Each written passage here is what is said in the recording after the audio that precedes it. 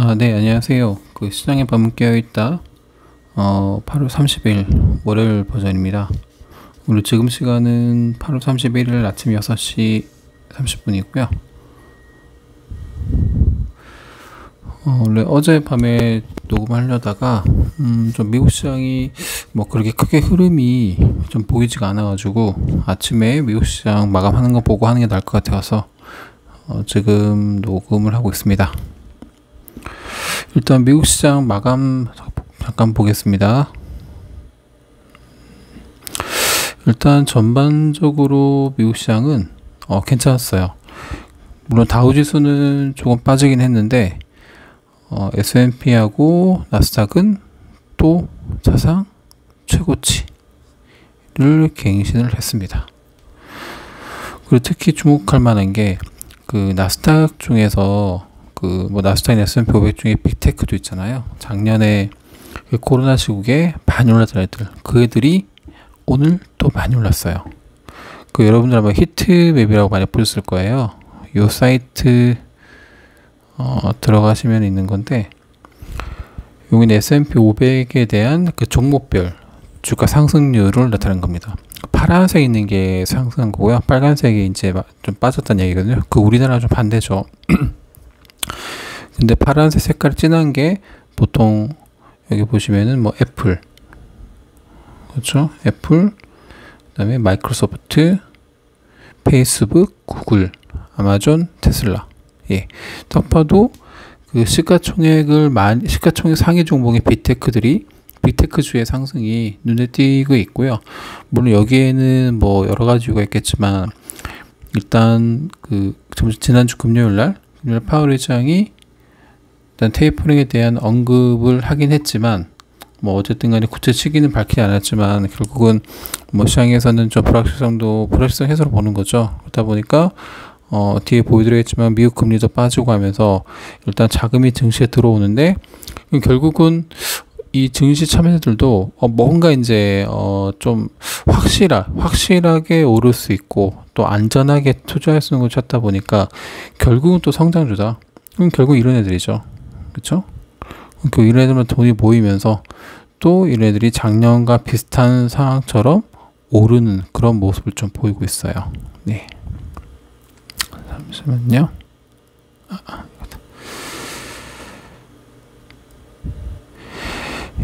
그래서 아까 말씀드린 것처럼 나스닥이랑 S&P 500 다 사상 최고치를 넘어섰고요. 뭐 다우지수 좀 부진하긴 한데 뭐 그래도 이 정도면 매우 양호한 거죠. 네.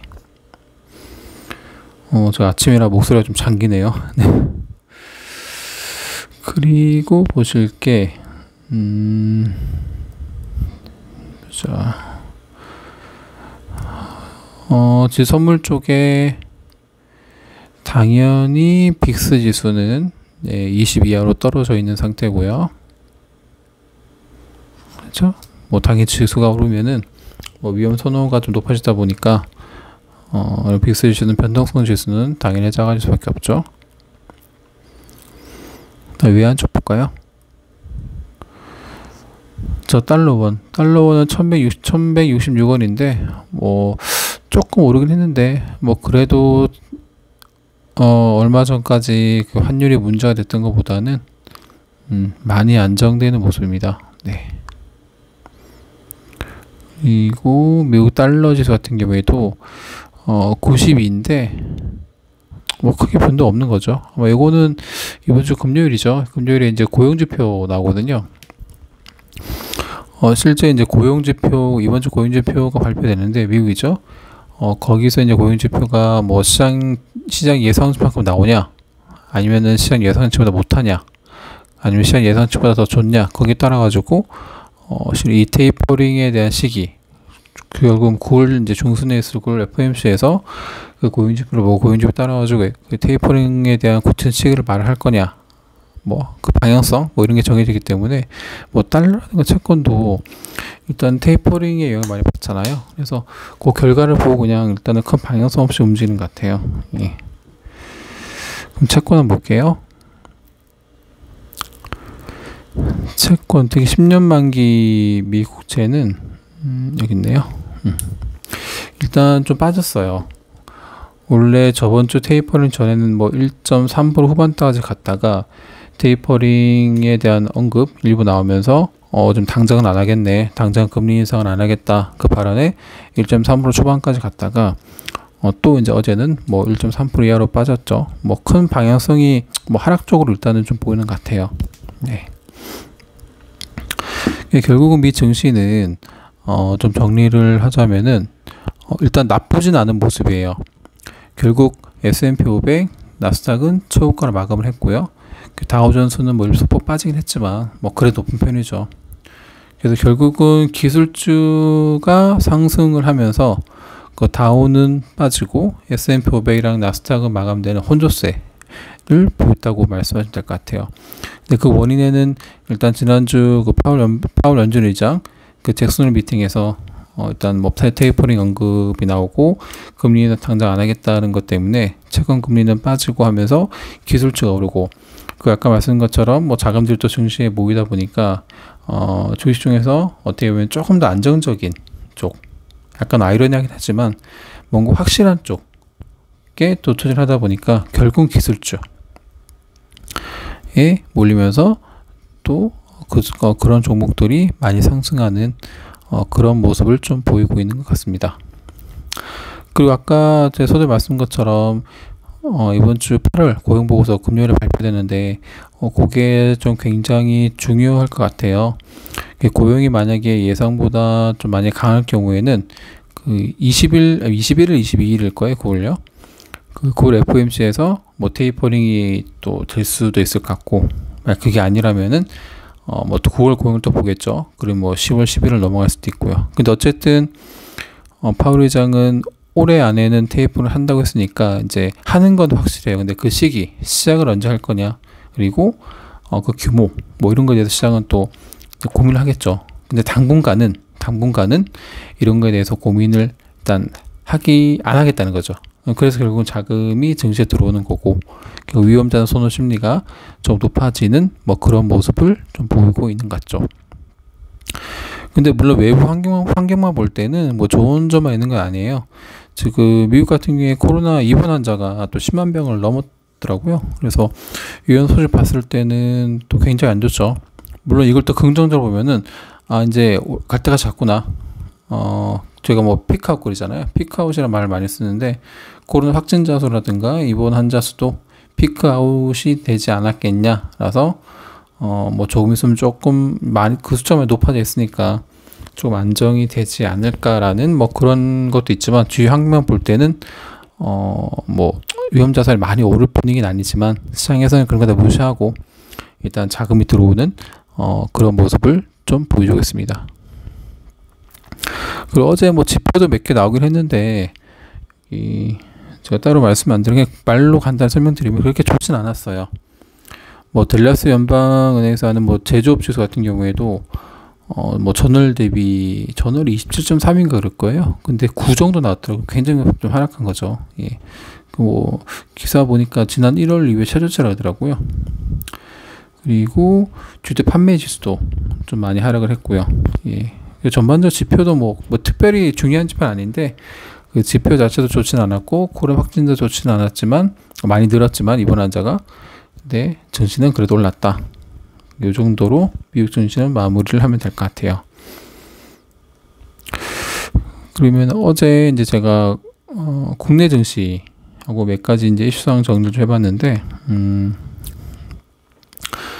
물론 어제 증시긴 하지만 좀 간단히 좀 보도록 하겠습니다.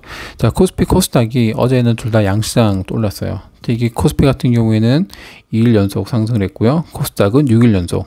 코스닥이 많이 세요. 네. 그리고 장중에도 보면은 그 코스피는 뭐 소폭 마이너스 난 적이 한 10시, 11시쯤일 거고 잠깐 났다가 거의 이제 플러스권에서 움직였고요. 코스닥은 안정적으로 플러스권에서 계속 있었어요. 네. 근데 특히 어제 아마 뭐 중간에 시장 보신 분들은 아시겠지만 많이 올랐던 게 건설주. 예, 건설주. 최근에 굉장히 많이 물론 왔다 갔다 하긴 하는데 부진했었죠. 뭐 상기 신도시 이야기 나오면서 건설주랑 건자재 뭐 이런 거 많이 올랐고요. 그리고 이제 그저께죠. 그저께 뭐 저번 주에 이제 원자재 가격 오르면서 비금속 광물, 뭐 철강 이런 거 많이 올랐죠.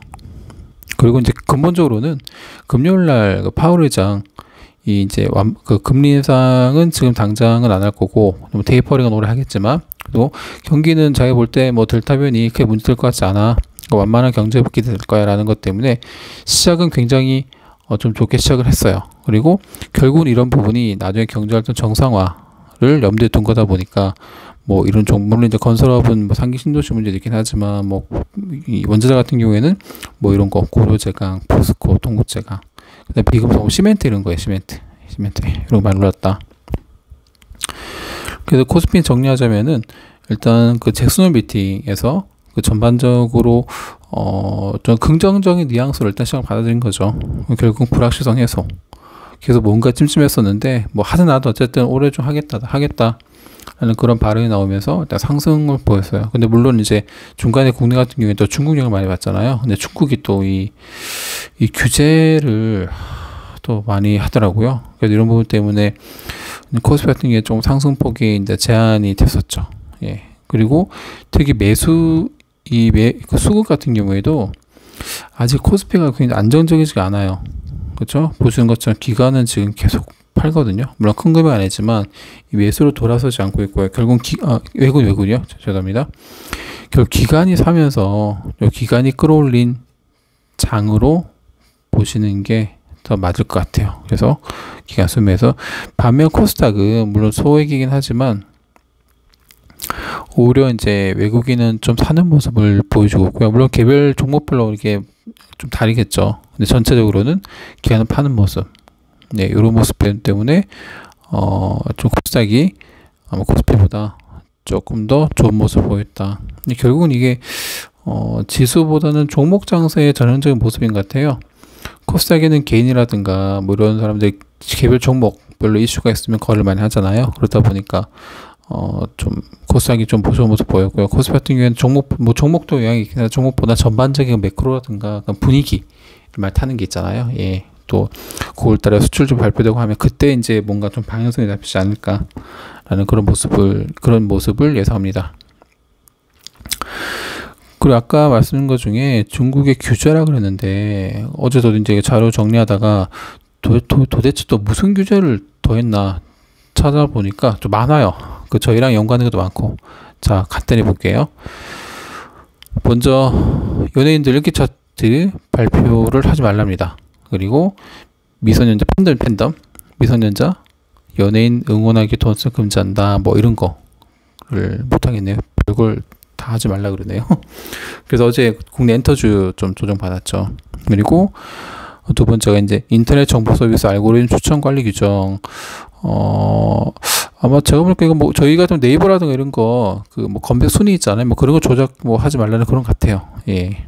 그리고 국영 기업들이 보통 이제 뭐 정보를 뭐 우리나라 그냥 클라우드 쪽에 저장하잖아요. 그래서 그 알리바바나 텐센트 이런 빅테크 기업이 운영하는 클라우드 서비스에 이런 데이터를 이제 저장하지 말고 다 국가한테 넘겨라. 뭐 그런 부분. 그리고 이런 중요한 기술 기업이 해외 IPO를 못하게 할 거다라고 이거는 이제 제가 찾아보니까 이제 그 월스트리트 저널에서 그냥 이렇게 금지를 할 수 있다 정도 나온 것 같아요. 근데 뭐 아직 정부에서 구체적으로 발표한 것 같지는 않고요. 그냥 보도자료 나온 거니까. 근데 어쨌든 뭐 또 규제죠. 그래서 요런 사안 정도가 중국 규제가 추가로 되는 것 같아요. 근데 어제 또 밤에 이제 제가 이거 정리하다가 또 보다 보니까 또 새로운 규제가 또 나왔어요. 잠시만요.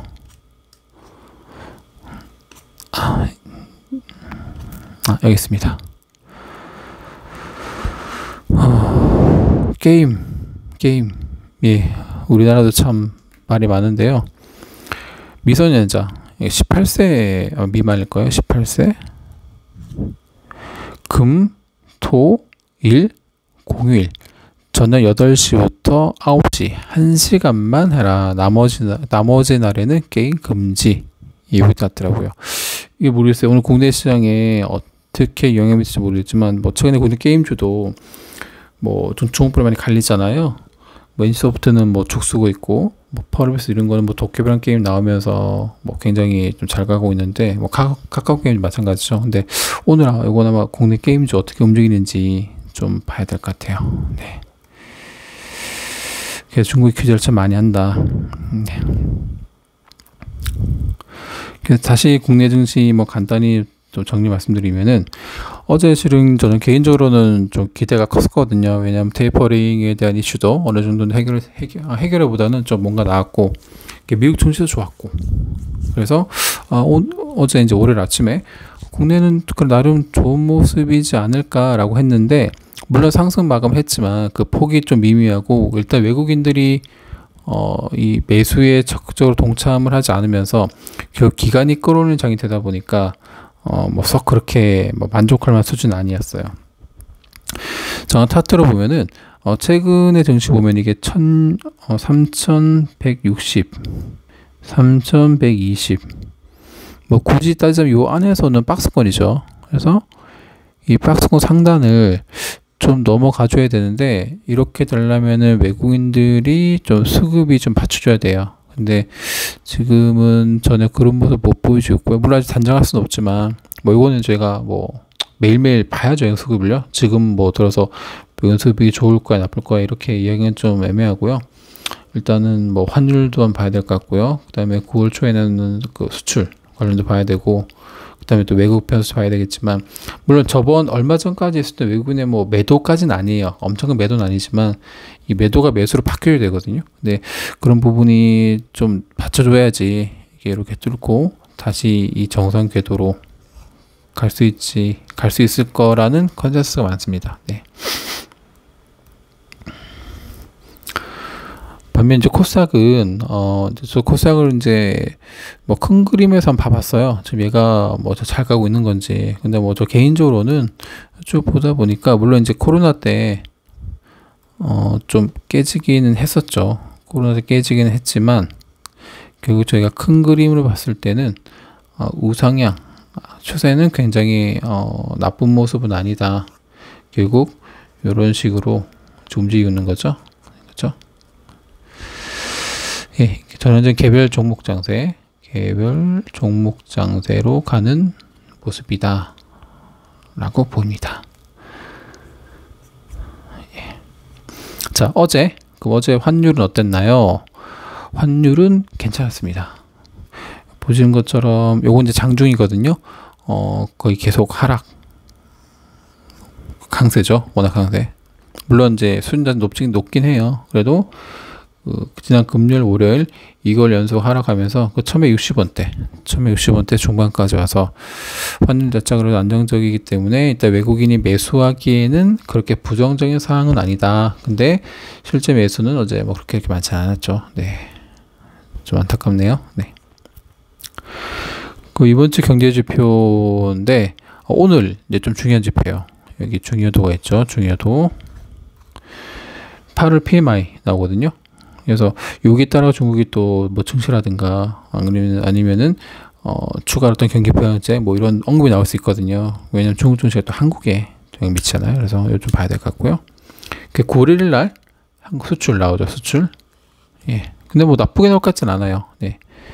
그 9월 1일 3일 날 ISM 제조업 서비스 나오고요. 그게 중요한 거 아까 말씀드렸죠. 9월 3일 날 고용, 요거를 잘 봐야 돼요. 그래서 제가 앞에도 말씀드린 것처럼 그 이제 잭슨 미팅에서 지난주 금요일 날 테이퍼링의 시작 시점이라든가 규모, 기간대 등 언급 없었어요. 근데 없다 보니까 이 고용 지표를 보고 9월 FOMC에서 구체적인 내용이 나오지 않겠냐라는 의견들이 많고요. 그래서 중요한 건 이 고용지표가 어떻게 나올 거냐. 그리고 이 고용지표가 나오는 게 따라 가지고 뭐 금리, 그다음에 달러, 주식 등이 어떻게 움직이는지 그거를 보고 이제 제가 좀 판단을 좀 해야 되겠죠. 네. 그 또 하나 중요한 게 이 8월 고용지표는 그 7월 달에도 좋긴 했어요. 근데 7월 달에는 이 델타 바이러스 영향이 반영이 안 됐거든요. 근데 이건 이번에 델타가 반영이 된 고용지표잖아요. 그러다 보니까 실제로 얘가 시장에 어떻게 영향을 미쳤는지를 알 수 있는 또 그런 지표가 되는 거죠. 네. 이제 마지막 페이지인데요. 물론 지나간 얘기는 하지만 그럼 잭슨 미팅에서 그 파월 의장의 한 발언 중에서 또 우리가 꼭 알아야 될 내용. 뭐 근데 큰 내용 저거예요. 그 테이프를 할 거다. 근데 금리 인상하고 상관없다. 그리고 뭐 인플레 일시적으로 보고 있다. 근데 또 저희가 이 내용 찾아보니까 서울경제에서 서울경제가 뭐 기사를 또 잘 쓰는 기자분이 있더라고요. 그래서 서울경제 쪽에 이렇게 파월 의장이 한 발언 중에서 꼭 알아야 될 6가지가 있길래 가져와 봤어요. 그냥 읽어볼게요. 네. 자, 올해 자산 매입 속도 감축은 적절할 수 있다. 뭐 테이퍼링 하겠다는 얘기죠. 그렇죠?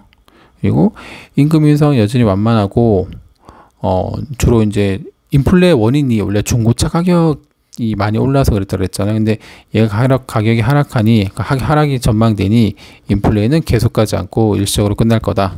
그렇죠? 그리고 인플레는 통화정책 목표를 충족하고 있고 결국 원래 이제 연준에서 2%가 목표잖아요. 근데 뭐 저희 뭐 4% 5% 갔었으니까 4% 5% 갔으니까 충족하고 있고 고용은 좀 봐야 되겠지만 좋아지고 있다 점점 그냥이고요. 그리고 향후에 데이터 리스크 결국 지표 매크로 보고 결정하겠다 그 내용입니다. 그리고 5번째 델타 변이가 단기적으로 리스크는 있는데 그럼 이 크게 영향 안 미칠 거야. 그래서 고용은 계속 좋아질 거야. 이 고용이 좋아져야지 이 테이퍼링을 할 수 있는 근거가 되는 거죠. 네. 그리고 마지막으로 중요한 거죠. 테이퍼링과 금리 인상은 관계가 없다. 네. 그래서 당장 만약에 올해 중에 테이퍼링을 하더라도 금리 인상은 좀 더 지표를 세밀히 보고 하겠다. 결국 올해는 못 한다는 얘기죠. 빨라야 뭐 내년 뭐 하반기 뭐 그 정도 얘기 나올 거 뭐 시행을 하지 않을까 싶어요. 예전 2014년도에도 테이퍼링 계속 이야기하고 하면서 금리 인상은 거의 1년 걸렸거든요. 물론 그때는 여러 가지 이슈가 있었지만 뭐 지금도 결국은 테이퍼링을 해서 테이퍼링이 그 긴축을 의미한 건 아니잖아요. 결국은 이 갖고 이미 풀어놨던 돈을 덜 푼 뭐 고정 수준이다 보니까 이제 서서히 이제 좀 정상을 만들어 놓은 다음에 나중에 이제 금리를 올리는 뭐 그런 단계를 하지 않을까. 예. 그래서 결국 시장에서는 이 테이퍼링에 대한 걱정을 하긴 해요. 아직까지 끝난 게 아니기 때문에. 그렇지만 결국은 테이퍼링은 뭐 올해 하는 게 기정사실 됐으니까 그럼 이제 금리 인상을 언제 할까 여기에 아마 좀 더 관심을 두고 또 이거 가지고 또 말이 많을 거예요. 그럼 결국은 연준 의원들이라든가 뭐 파월 의장 발언 특히 이제 9월 FOMC에서 점도표로 가잖아요. 거기서 이 연준 의원들이 금리 인사 시기를 언제로 할 거냐 라는 거에 대해서 굉장히 관심을 많이 가질 것 같습니다. 네. 한 20분 정도 했는데요. 미국 증시 아까 말씀드렸고요. 그러니까 국내도 좀 늦긴 했지만 말씀드렸습니다. 뭐 전반적으로 오늘 미국 증시만 봤을 때는 국내 증시도 나쁠 것 같지는 않은데 솔직히 잘 모르겠어요. 이게 또 외국 수급에 따라 많이 바뀌다 보니까 뭐 국내 증시는 저희가 또 개정하고 시장을 보면서 뭐 그렇게 좀 파악을 하시면 될 것 같아요. 네. 일단 오늘 하루도 좋은 하루 잘 보내시고요. 오늘 보니까 비가 온다고 하는데 제가 아직 밖에를 못 봐가지고요. 혹시 우산 챙겨서 출근하시기를 바랍니다. 네, 좋은 하루 되시고요. 네, 감사합니다.